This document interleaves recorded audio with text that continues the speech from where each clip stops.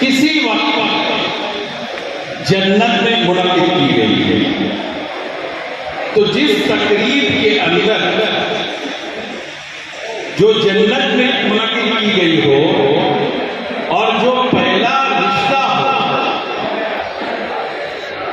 اس کی ادائیگی کو کس طریقے سے ہم کو ادا کرنا ہے، کن چیزوں کا لحاظ رکھنا ہے.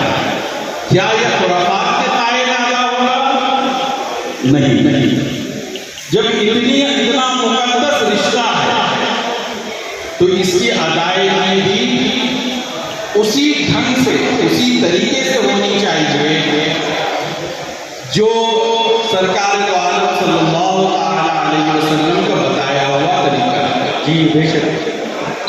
لہذا جو لو لئی اور جو خرافات، جو لین دین کے معاملات، جو برادری اور یہ تمام چیزوں کو دیکھنے کا معاملہ آج چل رہا ہے، جس کی وجہ سے بچیاں جو ہے گھروں میں بیٹھی ہیں، یہ یقیناً قوم کے لیے بڑی شرم ہے. الحمدللہ بچیوں کے اس نکاح کو ہمارے قائد و مرشد نے ہم سب کو ایک ایسا طریقہ بتایا ہے اجتماعی نکاح کا جس میں یہ نکاح آسان بھی ہو رہے ہیں اور الحمدللہ ان احکام کے تحت ہو رہے ہیں جو اللہ اس کے رسول نے ہمیں نکاح کا حکم دیا. یہ سب سے اہم بات ہے اس اجتماعی نکاح. دوسری چیز، جب نکاح کا خطبہ پڑھا جاتا ہے تو سب سے پہلی جو آیت سورہ نساء کی تلاوت کی جاتی ہے اور جو ابھی میں نے خطبہ مسنونہ کے بعد پڑھا اس کا ترجمہ کیا ہے. اس آیت کو کوٹ کرنے کی ایک وجہ ہے کہ آج خاص طور پر دنیا کو مسلمان خواتین اور بچیوں کی بہت زیادہ فکر ہے، بظاہر بہت زیادہ فکر ہے. اور اس کی وجہ یہ ہے کہ ہمارے دین نے اس کے متعلق کیا کہا یہ کبھی ہم نے ان کے سامنے پیش نہیں کیا. اس آیت کو اگر ہم دیکھیں تو پہلا جملہ، پہلا لفظ کیا ہے؟ یا ایھا الناس، اے لوگوں، اے مسلمانوں، اے مومنوں. یہ نہیں کہا گیا اے لوگوں. اس میں آفاقیت ہے، یہ گلوبل میسج ہے، یہ الناس کے لیے ہے. اور سب سے بڑی ہماری کمزوری جو آج تک رہی ہے وہ یہی رہا ہے کہ ان خزانوں کو ہم نے چھپا کے رکھا. اب تو وہ وقت آ گیا ہے کہ ہمارے دل بھی یہ خزانہ شیئر نہیں کرے گا، دوسروں تک پہنچانا تو بہت دور کی بات ہے. یا ایھا الناس، اگر قرآن کے اسلوب کو آپ دیکھیں تو سورہ فاتحہ کی پہلی آیت جو ہے الحمدللہ رب العالمین، وہاں رب کا تعارف بھی ایسے ہی کرایا گیا ہے جو سارے عالمین کا رب ہے.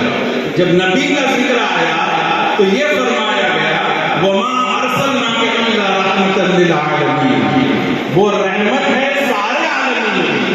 جب قرآن کا ذکر آیا تو فرمایا گیا شہر رمضان الذی انزل فیہ القرآن ھدی للناس، یہ ہدایت نامہ ہے، ایک مکمل دستور حیات ہے، ایک مکمل نظام زندگی ہے پوری انسانیت. اب بتائیے اس کے اندر کہاں سے مسلمانوں کی بات؟ تو یہ پیغام پوری انسانیت ہے. اور اللہ نے اپنی تخلیق کا ذکر کرنے سے پہلے فرمایا اتقوا اللہ، اللہ سے ڈرو. اے لوگوں اللہ سے ڈرو. یہ انسانیت کے نام پیغام ہے، ان تمام لوگوں کے نام یہ پیغام ہے جو آج ظلم و زیادتی کر رہے ہو، بربریت کر رہے ہو، یا کسی طریقے سے کسی مخلوق کو تکلیف پہنچا. اور میں سمجھتا ہوں کہ اس سے بہتر اسٹیج کوئی نہیں ہوگا جہاں الخلق کلہ عیاذ باللہ مزداد وہ کام کیے جاتے ہیں یہ جان کر کہ ساری مخلوق اللہ کا کنبہ ہے، ساری مخلوق، اور مخلوق کلہ عیاذ باللہ میں عموم بھی ہے، اس کے اندر انسان ہی نہیں، نباتات، حیوانات، چرند پرند سب آ گئے، سب کے ساتھ حسن سلوک کا حکم ہے۔ یہ اسلام کا آفاقی پیغام ہے، آفاقی پیغام ہے۔ تو اللہ کا تعارف، the creator and sustainer of all the world، نبی کا تعارف، the mercy for all the world، قرآن کا تعارف، the guide، the righteous guide to every human، اس طریقے سے ہم کرنا چاہیے۔ اور جب تک یہ آفاقی پیغام خانقاہوں سے، اللہ والوں سے اور صوفیہ سے پھیلتا رہا، کہیں پر نفرت نہیں۔ جب ہم نے اس کے دائرے کو تنگ کیا تب یہ نفرت جو ہے دنیا میں پھیلنے لگی۔ آج ضرورت ہے کہ ہمارے اسٹیجز سے یہی پیغام نشر کیا جائے، یہی پیغام نشر کیا جائے۔ اور آپ دیکھیے خانقاہوں کا حال یہی ہے، لنگر چل رہا ہے، آنے والے کی صرف بھوک نہیں جاتی ہے، یہ نہیں پوچھا جاتا ہے کہ کس مذہب کا ہے، کس مسلک کا ہے۔ ہم نے ان تمام چیزوں کو جو حقیقت میں اولیاء اور صوفیہ سے جو ہوتی آئی ہیں، ان کو چھوڑنے کی وجہ جو ہے، کئی کمزوری ہونے کی وجہ سے آج یہ ماحول ہے۔ لہذا اللہ سلامت رکھے قائد و مرشد محترم کو، اللہ تعالیٰ انہیں صحت و عافیت کے ساتھ ان کا سایہ عافیت جو ہے اس امت پر دراز سے دراز کر فرمائے، جو آج اس کٹھن دور کے اندر بھی بذریعہ خطاب ہو، بذریعہ تقریر ہو اور بذریعہ عمل ہو، یہ پیغام آج نشر کر رہے ہیں۔ اللہ تعالیٰ ہمیشہ سلامت رکھے ان خاندانوں کو۔ تو یہ پتہ چلا کہ آدم علیہ السلام کی تنہائی کو دور کرنے کے لیے، ان کی اجنبیت کو دور کرنے کے لیے یہ رشتہ میاں اور بیوی کا بنایا گیا جنت میں، ٹھیک ہے؟ اور یہ پہلا رشتہ ہے، اور یہ کہاں قائم ہوا؟ جنت میں قائم ہوا۔ اب پیغام کچھ دلہن اور دلہوں کے لیے، ایک پیغام تو یہ ہے کہ کبھی بھی کسی بھی کپل یعنی جوڑے میں 100% موافقت ہو، یہ ممکن نہیں ہے، یہ ممکن نہیں ہے۔ سائیکالوجسٹ نے یہ پروف کیا ہے کہ کتنے بھی قریب ہو 80% میکسیمم موافقت ہوتی ہے، اور 20% 20% جو ہے اختلاف ضرور رہتا ہے۔ اس 20% اختلاف پر آپ نظر رکھو گے یا 80% موافقت و محبت پر نظر رکھو گے؟ گھر ٹوٹ کیوں رہے ہیں؟ فیملیز کے اندر نفرتیں کیوں ہیں؟ فیملیز اجڑتی کیوں ہے؟ اور پھر در در بھٹکتے کیوں ہیں؟ اس کی ایک وجہ یہ ہے کہ ہماری قوت برداشت ختم ہو گئی۔ یہ ٹالرنس جو ہے یہ ہمارے اندر سے دھیرے دھیرے ختم ہوتا جا رہا ہے۔ تو دولہا سب سے پہلے اس چیز کو خیال رکھے، اس چیز کا جس سے وہ ہمیشہ اپنی بیوی سے محبت سے اور شفقت سے پیش آئے گا انشاءاللہ۔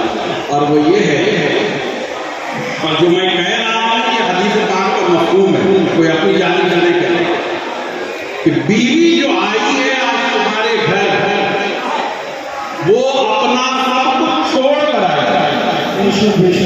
اپنے ماں کو، اپنے باپ کو، اپنے بھائی کو، بہن کو، خاندان کو، اپنے گھر کو، اپنے سکون کو، سب کچھ ترک کر کے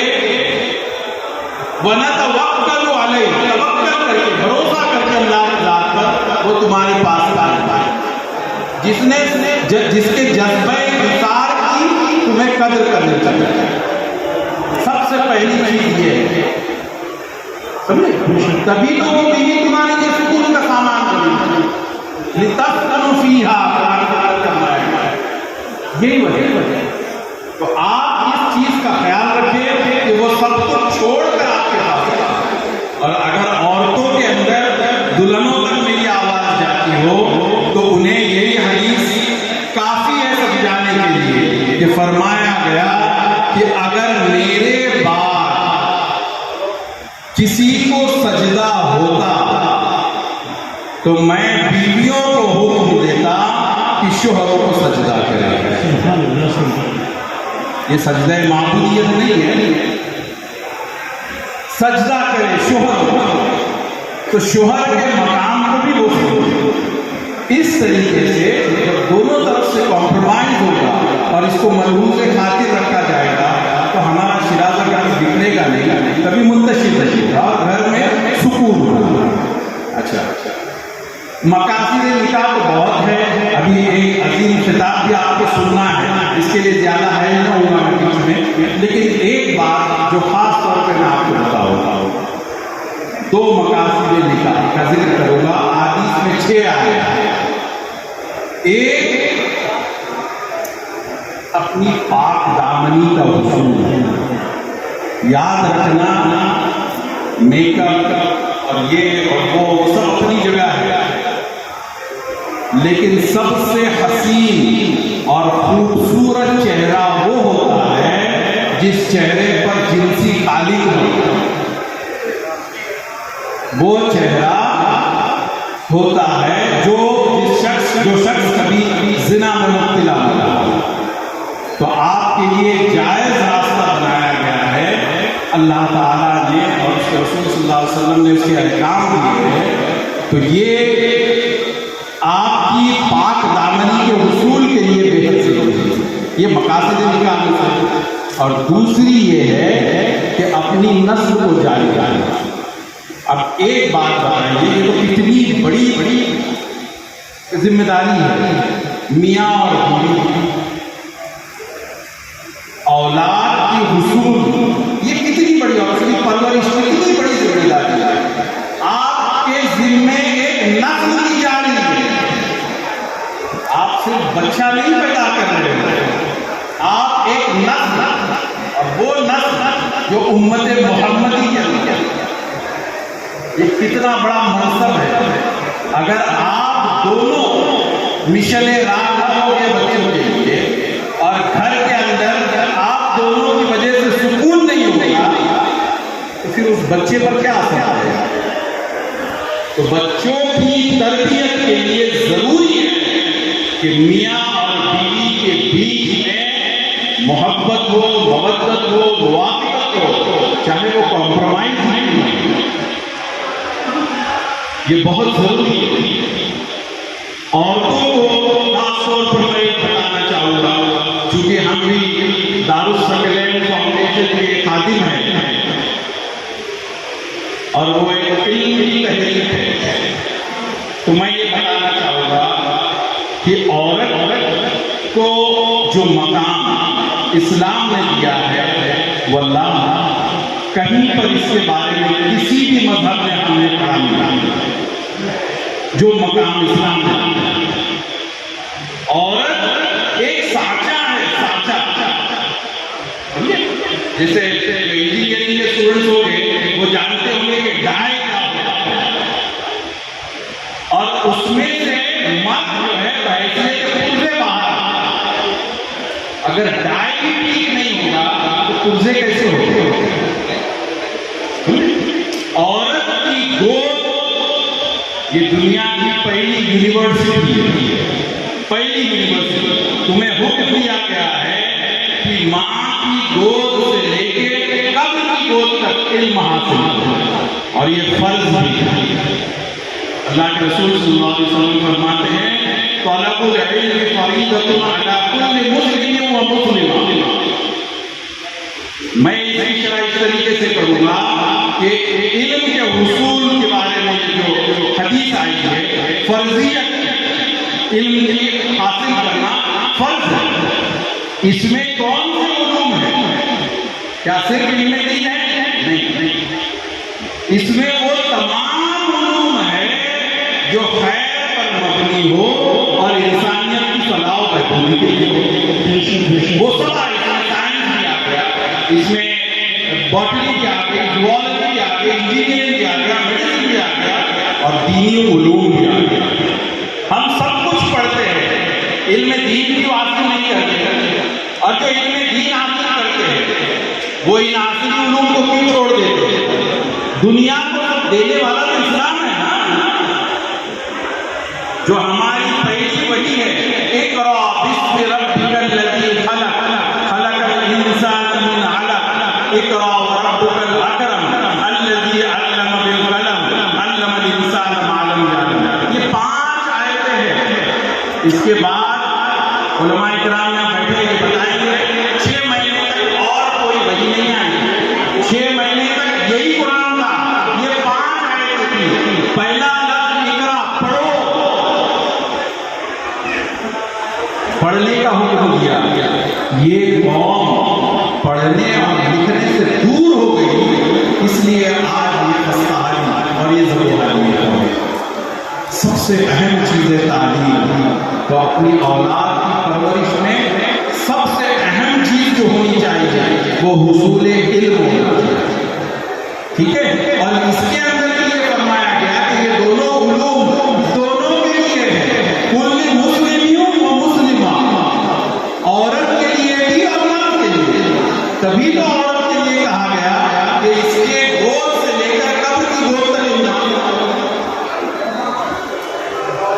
لہذا اپنے ماحول کو، گھریلو ماحول کو ایسا بنایا کہ زیادہ سے زیادہ توجہ علم پر بہت ضروری ہے۔ آج ہماری پوزیشن یہ ہے کہ ہم ہندوستان کے اندر جو جسٹس راجندر سچر کی رپورٹ آئی، اس رپورٹ کے مطابق ہماری تعلیمی سطح جو ہے وہ O B C, S C, S T, schedule caste, ان سے بھی نیچے۔ وہ قوم جس کی پہلی آیت اقرا سے شروع ہوتی ہو، جس کا نبی معلم کائنات بنا کر بھیجا گیا ہو، جس کے ذریعے کتاب بھیجی گئی ہو، وہ قوم آج علم سے دور ہے۔ تو یہ ہونا ہی تھا۔ ہم نے سب کچھ دنیا کو دیا۔ یہ 5 آیتیں جو پہلی آئی، اس میں تخلیق کائنات کے بھی بارے میں ہے، تخلیق انسان کے بھی بارے میں ہے، رحم مادر میں کیا ہو رہا ہے اس کے بھی بارے میں ہے، قلم کا بھی ذکر ہے، سب کچھ یہ 5 آیتوں میں۔ آپ دیکھیے کتنی جامع وحی ہے۔ لہذا وقت نکالیے اور علم کے لیے کوشش کیجیے، فاقہ کیجیے۔ آج اس امر کی ضرورت ہے۔ اگر گھر میں وسائل اچھے نہ ہوں تو فاقہ کیجیے، لیکن علم حاصل کیجیے۔ اس کے علاوہ اور کوئی سامان نہیں ہے۔ الحمدللہ یہ ویژن، یہ اپروچ ہمارے قائد و مرشد محترم کا ہے، جس نے ہم سب لوگوں کو آج تک یہاں تک پہنچایا۔ اور ایک آپ کو پتا ہوگا کہ فارمل فاؤنڈیشن لانچ کی گئی ہے، جسے دارالسلام فاؤنڈیشن کا نام دیا گیا۔ جڑیے اس سے، علم کے لیے جڑیے، اصول علم کے لیے، اور بچوں کی تربیت پر بہت دھیان دیں۔ آپ آج جانتے ہو یہ انفارمیشن کا دور ہے، یہ ٹیکنالوجی کا دور ہے، ہاتھوں میں گناہ لے کے ڈھونڈتے ہیں بچے۔ چھپ کے کرنا بہت دور کی بات ہوگی، اب ہاتھوں میں گناہ ہے۔ ایک لاک ڈاؤن کا 2 سال کا عرصہ چلا گیا، کیا کیا لوگوں نے، قوم نے کیا کیا؟ کچھ تو ایسے تھے جو صبح 3:30 بجے تک کینڈی کرش، لوڈو، پب جی صبح 3:30 بجے تک کھیلتے تھے اور عین فجر کے وقت جو ہے وہ سو جاتے تھے۔ ایسے 2 سال گزارے۔ عام دنوں میں آپ کو حصول علم کے لیے فرصت نہیں ہوتی ہے، کاروبار ہوتا ہے، اسکولنگ ہوتی ہے، کالجز یونیورسٹیز ہوتی ہے۔ لاک ڈاؤن کے وقت کیا تھا؟ کیونکہ یہ جذبہ ہی مر گیا ہے، جذبہ ہی مر گیا۔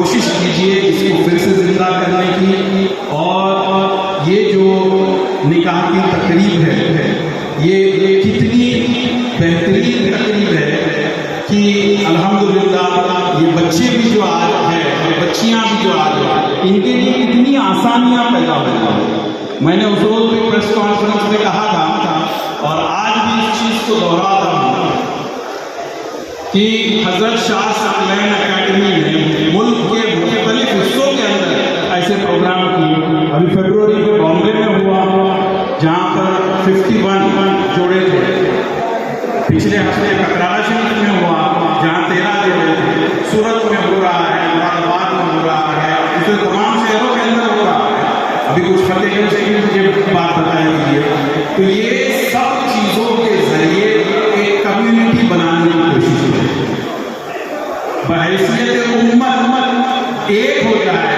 متحد ہو جائے، اور صرف یہ دیکھیں کہ ہم دوسروں کے لیے کیا کر سکتے ہیں۔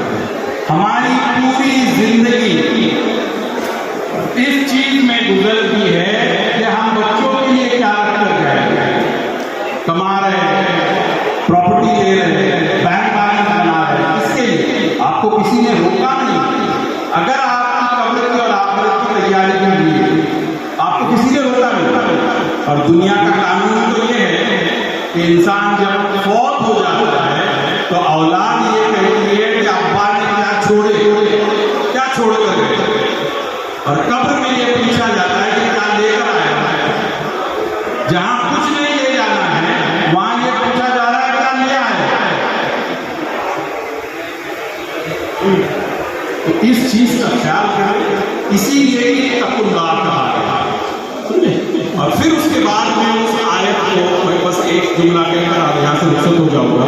جو فرمایا گیا وہ یہ فرمایا گیا کہ سب کو نفس واحدہ، ایک جان سے پیدا کیا۔ سارے ایک جان سے پیدا ہوئے نا، صرف حضرت آدم، ان کی فصلی سے حضرت حوا، اور اس کے بعد میں یہ کائنات ایک جان سے پیدا کیا۔ تو یہ بھی میسیج میں میڈیا کے ذریعے دینا چاہوں گا کہ یہ واحد اسلام ایسا مذہب ہے جس کے اندر یہ آیت آئی ہے۔ صرف اسلام ایک مذہب ہے جس میں یہ آیت آئی ہے، اور وہ یہ ہے کہ سب کو ایک جان سے پیدا کیا گیا۔ جب ایک جان سے پیدا کیا جاتا ہے تو اس میں نہ کوئی اعلیٰ ہوتا ہے، نہ کوئی نیچا ہوتا ہے، نہ کوئی بلند ہوتا ہے، نہ کوئی ابتر ہوتا ہے، نہ کوئی بڑا ہوتا ہے، نہ کوئی چھوٹا ہوتا ہے۔ لہذا عورت اور مرد کو برابری کا حصہ دینے والا واحد مذہب اسلام ہے۔